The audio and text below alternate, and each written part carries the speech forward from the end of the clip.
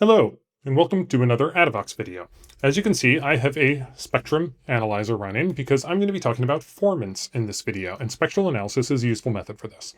If you're not familiar with spectral analysis, it's showing the amplitude of sound across different frequencies. Higher frequencies on the right side, s, and lower frequencies on the left side, ooh.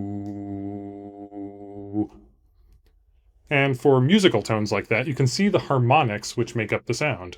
And my apologies for the singing in this video. I am not a vocalist.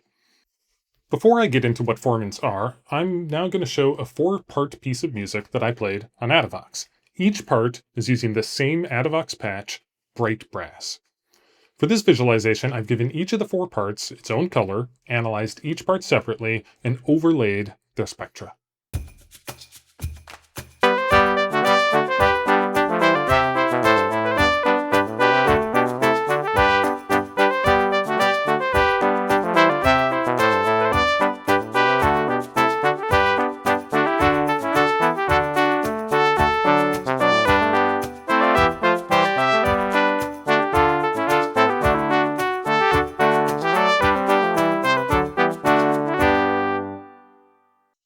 Since all 4 parts used the same patch, their timbres are the same, so they tend to blend into one another. Try it for yourself, go back and listen again and see if you can follow just one of the middle voices with your ear, just the alto part or just the tenor part. I find it tough, especially when the 4 parts are following the same rhythm. Now, that's not necessarily a bad thing. Maybe you want parts to blend together, but later we're going to come back to the same piece of music with a different approach. So now I want to introduce formants. When formants are discussed, it's often in the context of the human voice, so we'll start there. Here's the note G2. G.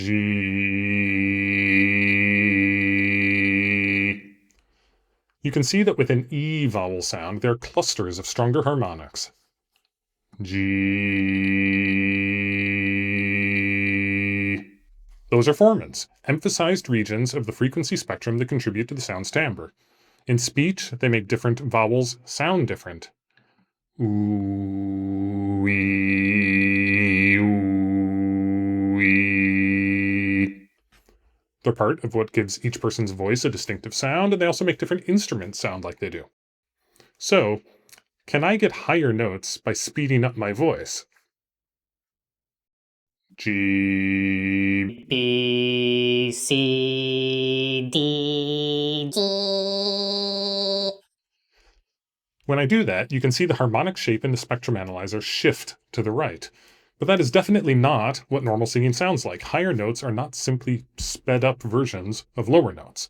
Part of the reason this doesn't work is that it moved the formants. One of the formants for my E sound is supposed to be in that 2 to 3 kilohertz range, and if we double the speed to raise the note an octave, then that formant is now at 4 to 6 kilohertz, so the timbre changes. Now, I'll actually sing the notes. G, B, C, D, G.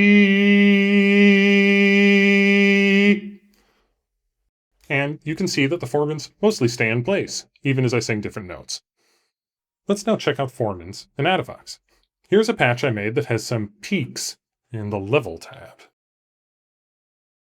This shape is sometimes called the spectral envelope of the sound, and as you can hear, it has given the sound a timbre.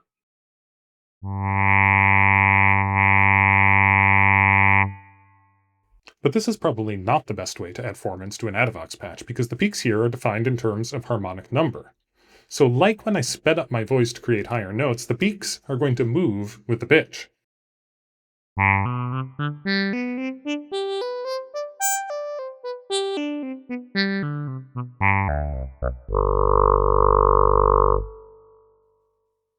This isn't necessarily bad. If you like the sound, then great.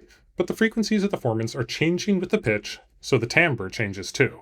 Now I'll load a different patch. This patch sounds pretty much the same on G2 because on this note it has the same spectral envelope. But when I go into the editor, you can see that it's not getting formants from the level tab. There are no peaks here. Instead, it's getting them from the EQ tab. So the peaks are not defined in terms of the harmonic number, but in terms of frequency. For example, this peak will stay at 930 Hz regardless of which note I play. That means the timbre is more consistent as the note changes.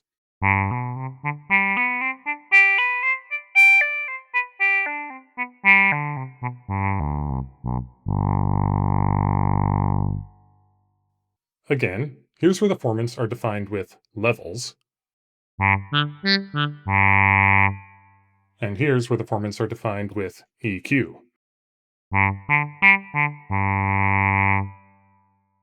I think the second one with the EQ formant sounds a lot more natural, even though it's not trying to mimic any particular instrument. Now, with all of that in mind, let's return to the song I played before, but now I'm going to use patches with very strong formants to make each part sound more distinct. The soprano part has 2 formants, the alto has 2 formants, the tenor has 2 formants, and the bass has 2 formants.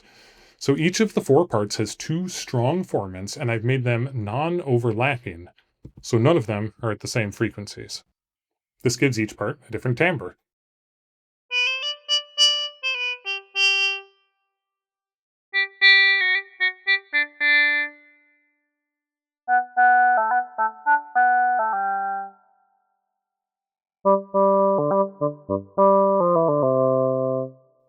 So here's the song again, with the spectrum analyzer, and you'll be able to see each part stand out in its own territory in the frequency range, which I've labeled.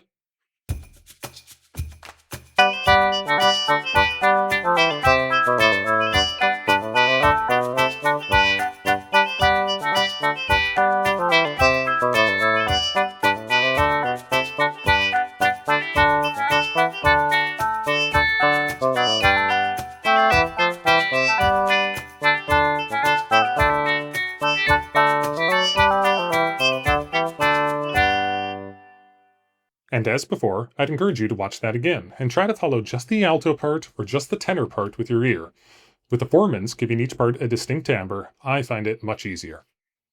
To finish, I'd like to credit a couple sources which taught me about formants when I was developing Addivox. The first is a textbook, Computer Music by Dodge and Jerse. This was recommended by Ollie Larkin, the lead developer of iPlug2, which is the software framework that Addivox is built on. Reading this book introduced me to many concepts in audio synthesis, including the idea that formants can make timbre consistent over different pitches.